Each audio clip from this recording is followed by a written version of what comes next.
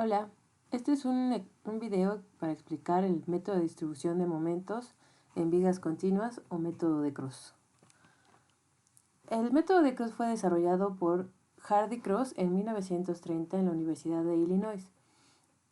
También es conocido como de distribución de momentos y se basa en aproximaciones sucesivas hasta alcanzar un grado de precisión pertinente. Es un método manual, práctico y rápido para analizar estructuras chicas, es decir, vigas continuas y marcos.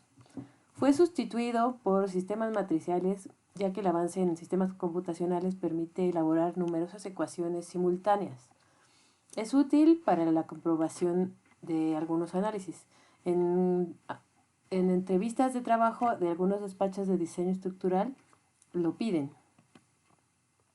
Este está basado en la hipótesis, supongamos que es un nudo y tiene empotramiento por todos los otros extremos, ¿no?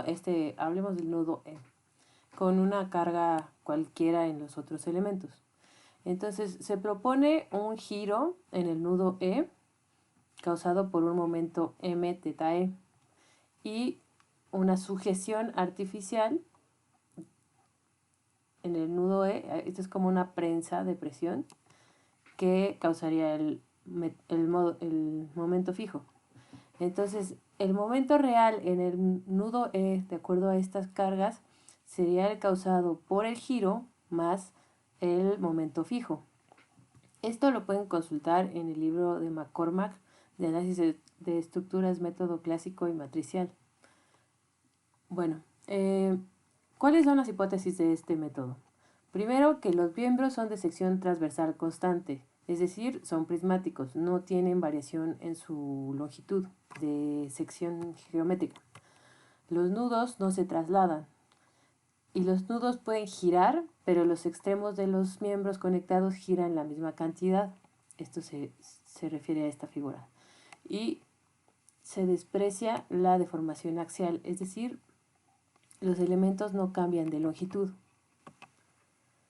Aquí está una pequeña explicación gráfica de cómo se hace.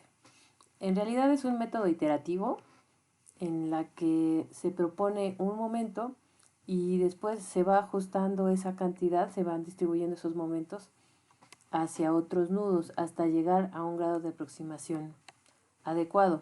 Entonces, por ejemplo, aquí tenemos una viga continua con diferentes cargas, ¿no? Tenemos dos apoyos intermedios simples. Primero se identifican los nodos con los que se pueden rotar. En este caso sería el nodo B y el nodo C. Se fijan los nodos que pueden rotar. Cuando tiene un cuadrito, quiere decir que está fijo, ¿no? Entonces en el primer paso se fijan todos. Posteriormente se fija un nodo y se liberan los nodos vecinos. Es decir, ya en esta tercera viga se liberó el nodo B y se fijó el nodo C. Después se fijan los nodos que estaban libres y se liberan los nodos que estaban fijos. Entonces, si antes estaba fijo el nodo C, ahora se libera y se fija el nodo B. Y después se vuelve a repetir esta distribución hasta llegar al nivel de aproximación deseado.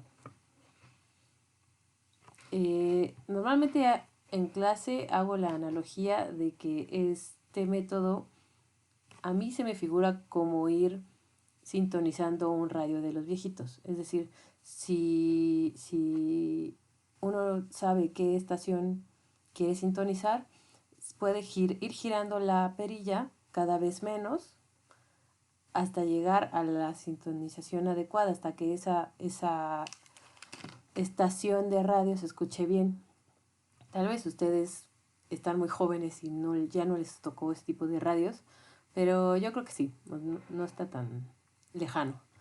Es un poco similar a esto, ¿no? O sea, sabemos que queremos llegar al equilibrio de todos los miembros, de los momentos que actúan en cada nodo.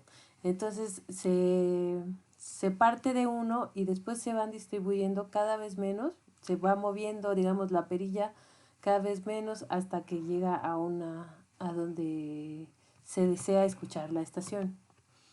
Existen varios conceptos importantes de los que vamos a estar hablando y de los que necesitan ustedes tener claro.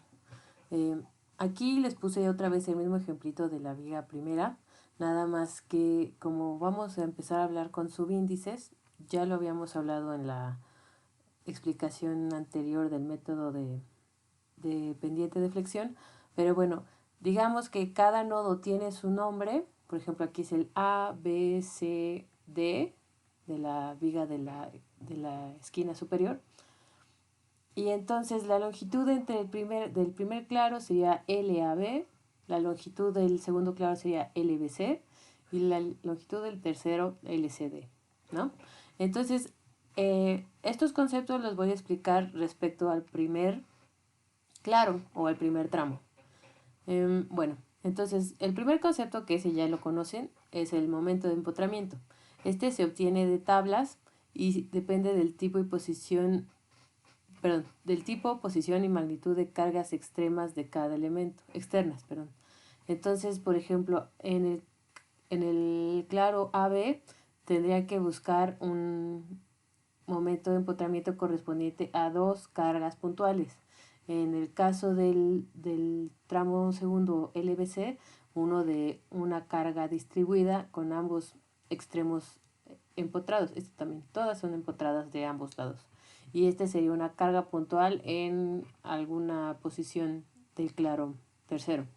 ¿Okay? Entonces, el momento de empotramiento ustedes lo van a obtener de tablas y siempre, siempre, siempre depende de la posición y magnitud de las cargas externas. Si algún claro no tiene carga externa, el momento de empotramiento es 0. Recuerden también que el momento del lado izquierdo es positivo y el momento del lado derecho es negativo. O sea, no siempre tienen la misma magnitud, pero sí tienen el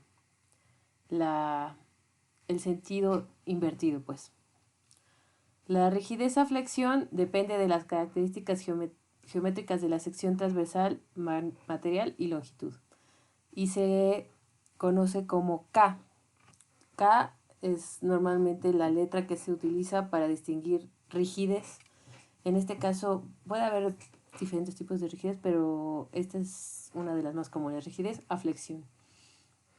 Entonces, esta depende del módulo de Young o módulo de elasticidad del material, del I, que es el momento de inercia de la sección AB, porque cada sección tiene diferente rigidez.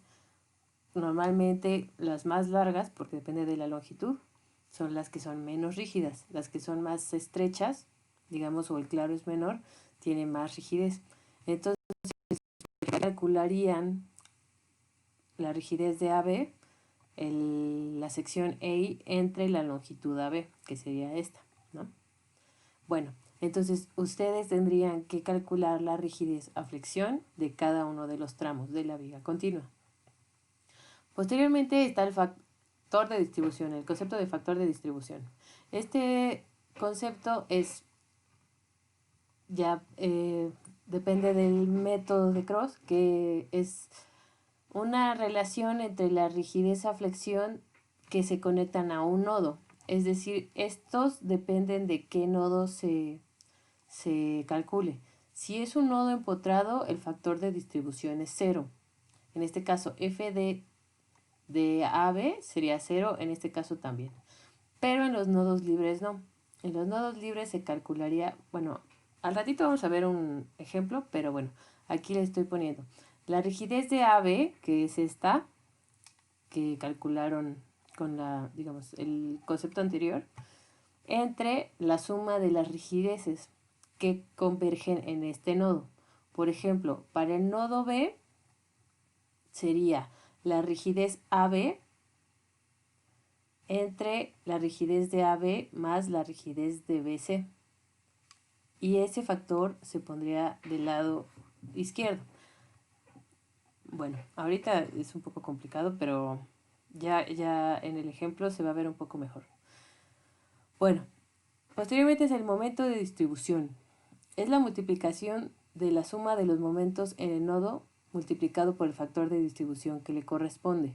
Entonces, el momento de distribución, primero se van a sumar los momentos que convergen en el nodo y se van a multiplicar por el factor de distribución de ese lado. Y el momento de transporte, que se transmite el momento de distribución al otro extremo del elemento con la mitad de la magnitud, pero el mismo signo. Entonces, si ustedes tienen un momento en AB, se va a transmitir al otro extremo por por 0.5 o por 1/2. Entonces, si recuerdan, cuando hicimos la introducción a vigas continuas, se decía que la carga en un extremo o en un elemento afectaba eventualmente a otros elementos que no necesariamente eran contiguos. Y este método es muy visible para eso.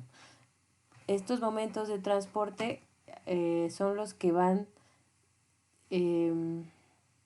distribuyendo un poco los momentos en cada nodo. Entonces se va repartiendo entre todos los elementos. Aquí son 3, son poquitos, pero ya en marcos y así, pues es un poco más complejo. Bueno, el procedimiento para solucionar un problema de estos es: se calculan y escriben los momentos de empotramiento en los extremos de cada miembro cargado. En cada nudo libre de rotar se calcula el factor de distribución para cada miembro. Aquí es importante revisar que cada nudo debe sumar 1. En vigas es sencillo ver que sumen 1, pero ya en marcos, marcos bidimensionales o marcos tridimensionales, que bueno, ahí ya no es tan práctico usar este método, pero en caso de que lo fueran a hacer, cada nudo debe sumar 1. Se calculan los momentos de distribución sumando los momentos que convergen en ese nudo por el factor de distribución, y se calcula el momento de transporte. Es decir, se libera el nudo y se distribuye el momento de distribución a los extremos de cada miembro que se une al nudo. Es esta, por 1/2 o por 0.5. Y se repite el proceso hasta obtener el nivel de aproximación requerido. Para propósitos de esta materia o de este curso, se sugiere que sea aproximadamente de más menos 1, de una unidad.